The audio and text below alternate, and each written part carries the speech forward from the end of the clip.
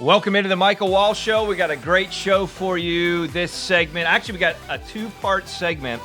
Really excited. Met a gentleman. His name's Dr. Vonk. You're going to love him. He's not only a super smart guy, great business success, and president of Keiser University, but he also is an author of a book that you're not going to find anywhere yet, but will be everywhere soon. Hot off the press. We're going to talk about that. But in the first segment, we're going to talk about just some of his past business successes. I was so intrigued by his not only experience as being the CEO and president and executive of several public and private companies in his career, but also how he's brought that education, just real life experience, real life success into the university space. And it's really interesting because that's changed a lot. So that's going to be more in the second segment, so you're not going to want to miss that. But the first segment, let me introduce Dr. Gary Vonk.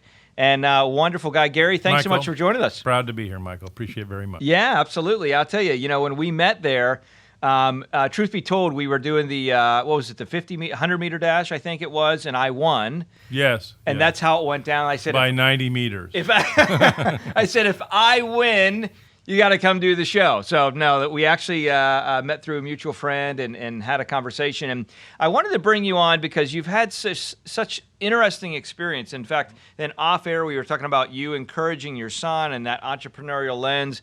But why don't we start with a little bit of your history? What kind of caused you to get to wet the whistle, so to speak, to want to jump into business and led you to the place that you were in? Tell us a little bit about your story. Sure. I pretty much grew up in retailing in California, and end-to-end in the state, and different kind of middle manager jobs all across the state, and kind of responsibility increasing. And in the early 90s, I was approached by another company that said we need some senior level people to run a division of our organization. And so I looked at it and talked to them about it, and it looked like a great opportunity. So I responded by moving from California out to Atlanta, Georgia, and began that journey. And a few years later, that journey turned into a number of companies in the private equity space that wanted someone with deep experience who could go in and turn companies around. And so that's what's happened to me over the years, and I did that for quite a number of years, and then ultimately was working in Seattle and living in Florida, and it was a long commute. And so I decided at that time there's probably something else in life to do than get up and put a new laundry in a suitcase and go to work. Traveling's a lot, right? Yeah, and that was taxing on the body. Yeah, well, it was I'd go for 12 days, come home for 2, and repack the suitcase and go back out there. And this was pre-Zoom. Oh, for sure. No, right? This was before anybody was using Zoom. Right, Zoom right. might have been out there, but right. Your Zoom was on the jet plane. Yeah, I had to be there. I got the 11 o'clock landing in SeaTac in Seattle and went to the hills and worked there for 2 weeks. So I learned from that of course, it was a great lesson. And working for this private equity group, we were trying to really reposition the company, recapitalize it, and move it in a direction that was going to make sense for the investment. And ultimately, after a couple of years of that, I said, I want to do something different, and which is a pretty interesting story about the transition from the business world into academics. So before you jump into that, because I really want to save that for segment 2, but before you jump into that, I want to talk about some of the principles that you learned. Obviously, you wrote a book too. We're going to talk about that. It's never so bad that it can't get worse. This is literally, oh, it's so hot. Friday it came out, right. So. I love that. And we're going to talk a little bit about that. In fact, why don't we jump into that now? Something that you said here, actually, one of the chapters, and I loved all of the different puns and things that you put in here, but chapter 4, do something that you're proud of. And I think that's so important. We think about the idea of, I know I learned at a young age from my father to take care of the details. And when you take care of the details and you do a good job, the story will kind of tell itself. Yeah, you won't have to look over your shoulder. Yeah. You'll have to realize that you've done all you could to be as successful or do the right thing and any and all those sorts of things. And so you won't have that to worry about. What does that look like? I just got the book, haven't had a chance to read it. So when you had that title, do something you're proud of, where did that all come from? Well, it came from when I had the great opportunity in California to drop my kids off at school. And or other things, but it came out mostly when I dropped them off at school, and I'd say, do something you're proud of. And each and every time I drop them off, I have 3 kids, and I tell them, do something you're proud of. And then lo and behold, when they got picked up at the end of the day, I'd ask them what it was. I'd ask them. So you followed up on it? Yeah, I said it wasn't to them, just a passing, hey, do something you're proud of, have a and nice that was day. it, right. Yeah. I'd say when they got in the car, I said, they knew I was going to ask them, tell me what it is you did that you're proud of. And we, through our lives, being able to do that, or on the phone, or I do it right now, and my kids are 35 to 40, and each and every one of them knows I'm going to probably ask them what they did to be proud of. And of course, the real payoff on being able to do something like that through the life of your children is to see them do it through their children. And so I'd ask them when they got in the car when they were kids, what is it you did, and tell me why you were proud of what you did. And we went through a whole host of things, from helping the teacher to helping a fellow student to cleaning up and any and all of those other things. But it forced as well as caused us to enjoy the conversation of their interaction with other people. Well, and I love that also directing that conversation with them helped them to really be thinking about, what am I doing? Yeah. Am I doing something I'm proud of, number one? And then also looking at the positive. So often parenting, we look at it and it's like, hey, you got to change this behavior or that behavior, and that's the way we think, instead of saying, okay, let's help bring out of them, like Carnegie said about getting gold out of mines, right? Yes. You got to move a lot of dirt to get to the gold, and so that's what you were doing in a lot of ways. Absolutely. I wanted them to get from being a passenger along the way to be someone who drives their own destiny, to does their own thing, to, you transition from being just somebody who's along for the ride to be somebody who wants to sit in the front seat. And I think that's what's telling kids to do something you're proud of, because that you give them the opportunity to think about that in the daytime, because they know I'm going to ask them, and they're going to better come accountability here. Better come up with something.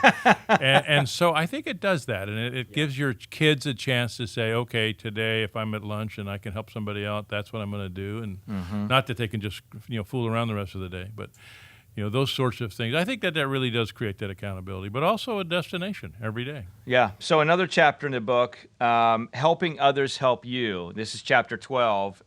It's never so bad that it can't get worse. Again, great book. You're going to make sure you go out and get it. I'm going to read it for sure, make a lot of notes. But I want to talk about chapter 12 real quick, because what that spurred in me when I was just reading quick through that, Dr. Vonk, is I remember I was kind of like a Zig Ziglar-ite, if you want to call it, right? Sure, me too. Listened to Zig back in the day, and I remember him always talking about the idea that if you help enough other people get what they want, someday you'll be able to get what you want. And is that kind of the principle, or the, Yeah, from an organizational standpoint it is, and I know in your book you talked about Zig Ziglar's flea training.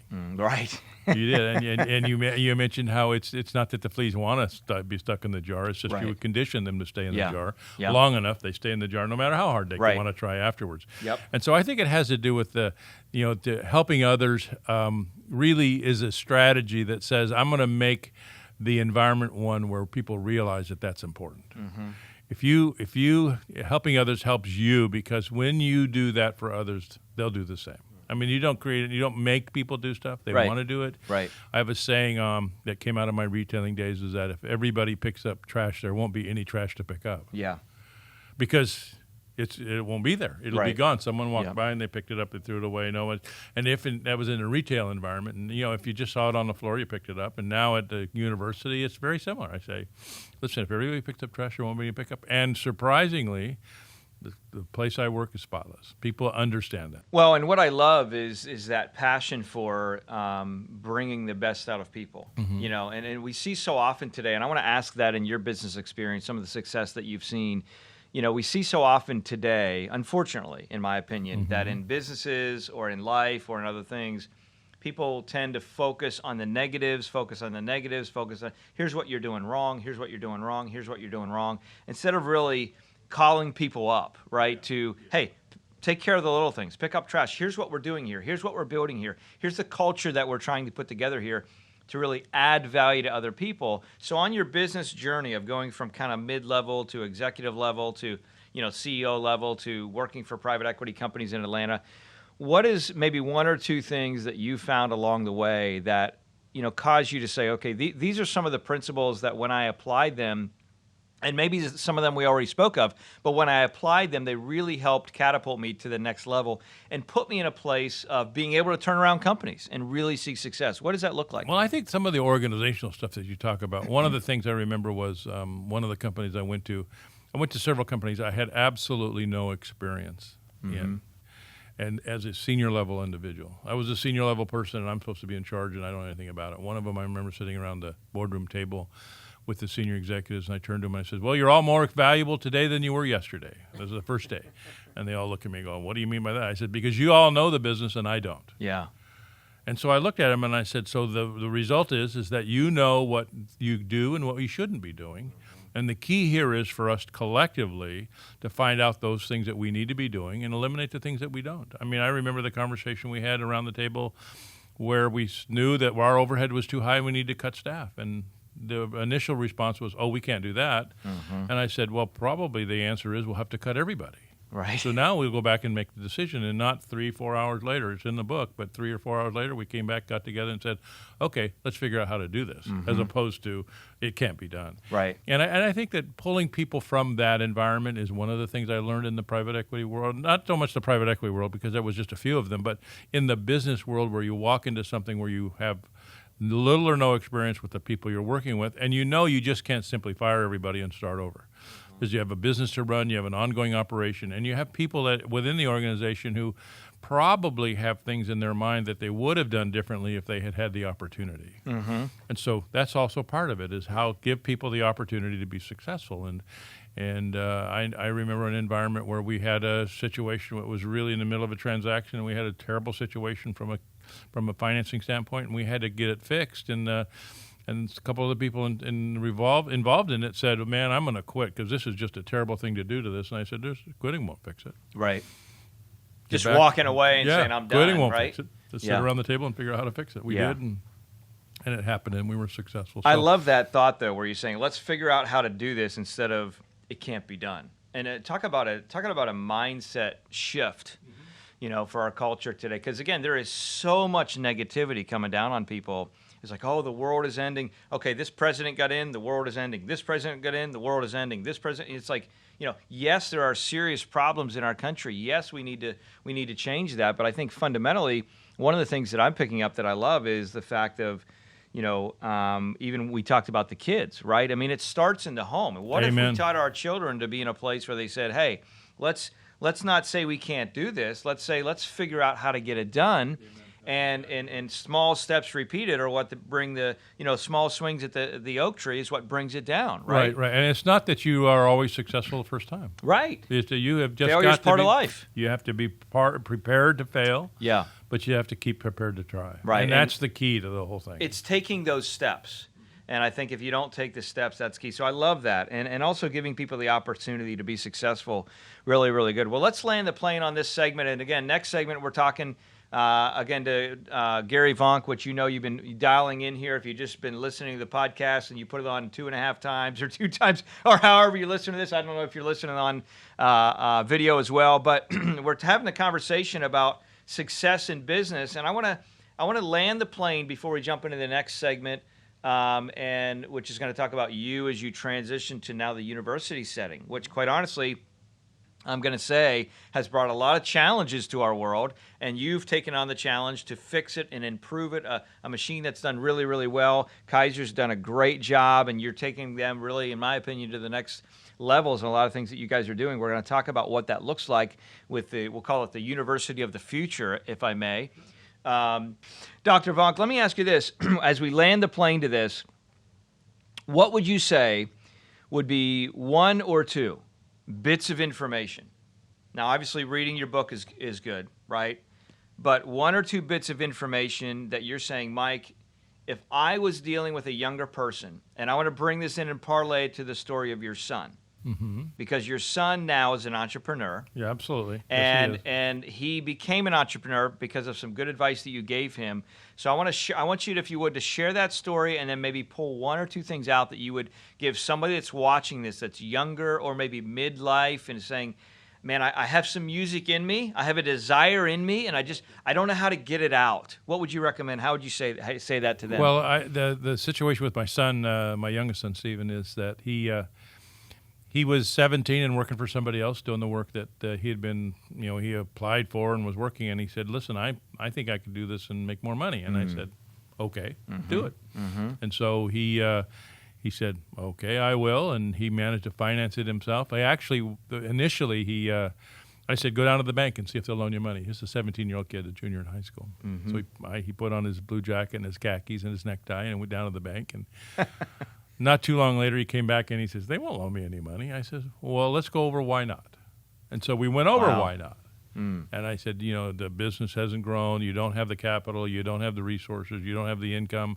And let's figure out how to overcome those sorts of things so you can actually be somebody the bank would like to see. I want to stop you right there. That is huge. Because I'll tell you, and parents, if you're listening to this, what he just said there was big. Too often your student or maybe you yourself may come back and say, oh, the bank won't loan me money to start my business, and then you go into full plum disease. Poor little old me. Oh, the world's against me, and they don't like me, and it's where I grew up across the tracks or whatever. No, time out. You went into let's discuss why they won't lend you money. Continue. Yep. I love that. And so we decided that. We said, okay, why won't they lend you money? He said, okay, these are the reasons. I said, okay, well, let's figure out how to overcome some of those. And so he, on his own, went out and figured it out. I said, you need to have some equipment. So he said, I need to buy a trailer. He said, Dad, we need to buy a trailer. I said, well, there's a lot of trailers in the yards all across the country. You need to drive around, knock on doors. Why buy new when used will do, right? Well, what do you need? I mean, it's not about what would be nice. It's about what do you need. And so he found one, a $50 trailer, and it was full of junk, and called me up and said, I found a trailer. There's only one condition, and that is that you got to come over here and help me empty the junk out. And so we did, and he painted that trailer and opened up his business. And it was an interesting transition for him because he realized he could do it. I mean, it wasn't a surprise for him, but he realized that the elements to his business were to the point where he could actually handle it, and he did, and it was an interesting transition for him, and so he did that, and he's grown his business. He's been at it. This is his 15th year, surprisingly. Wow. Yeah, and he's and I found out that we've literally rented some things from him. Yeah, Jupiter Bounce. Yeah.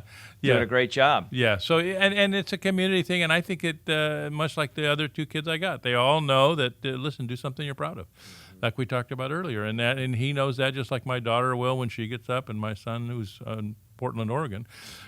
But other than that, it's great. You know what I love when I hear that too is, and I want to land the plane with a thought that he had shared there as we end this segment. But I love, this is me personally, right? Maybe other people think differently, but to me, when I hear that, right, as we go and look at getting inflatables or doing parties or whatever it is for our family and kids and things like that, knowing that we've already rented from him before. To me, it's like that just makes it more exciting for me to say, okay, if there's 4 or 5 companies out there, I'm going to do business with him. And, one of the reasons that I think that is not because you're here and you mentioned this, but the fact that he went through the process of experiencing what it's like to be an entrepreneur. He went through the process of learning that. I know, Parlayed, many folks, as they watch this, they know that we have financial companies, right? We help families with their wealth, protect, grow, reduce taxes. That's our tagline. And one of the things that we see, and this is why I'm so connected with what you're saying with your son as well, is, when we started out, it was a $400 a month apartment. We shared a purple Ford Escort. My wife worked at the Outback Steakhouse. Yes, sir. That money that she made $18,000 a year helped support us in starting the business. And so when I connect with families, as we connect with families now through the business, 20 years later, when they come in, they've built something. They're like, okay, this kid didn't just go to college and then get a book of business to work and a free office and whatever. He built it from something. He understands what it means to build something. So when we connect with people, we understand the value of what that looks like with their wealth. And with your son and other entrepreneurs out there, they're in a place where they understand what it means to build something. And I love the fact that you share this idea with him, which is it's not about what would be nice, it's about what you need. And it's so interesting to me that in life, many people, and I'd love you to weigh in on this as we land the plane here, many people walk around with the idea in their mind that this is what I need. They've lost the difference or the distinction, let me say, between what is a want and what is a need. No, I agree. I agree with that. What are your thoughts on that? Well, that's a challenge, and I think that, I'm in the college business now, and I think kids have to get to that point early on in their college career to realize that this is a roadmap for something, not just a journey in and of itself. I love that. This is a bus ride to that destination. When I talk to you, I have a quote on the back of my business card that says, "Children are the living messages we send to a time we will not see." Yeah. And I take that to heart with kids in college, and I say to them that, we're putting little messages in this bottle from college. You've got them already there from your parents. Yeah. And someday we'll put a cork in that, and you'll float ashore someplace. Mm-hmm. And you'll start using those things you've learned, and most of the time you won't remember where you got it. Yeah. But the real key ingredient here is that you're accumulating things that'll serve you into the rest of your life. And that's not only education, but growing up in a family that supports that and all the rest of the things. Investing in you. So here you go. Dr. Gary Vonk, it's never so bad that it can't get worse. I'm excited to read this book. A little banana peel slipping. I just love his humor, and it's fun. It's going to be a fun read. I'll be talking about it later, I'm sure, as well. Remember, a couple things we talked about here.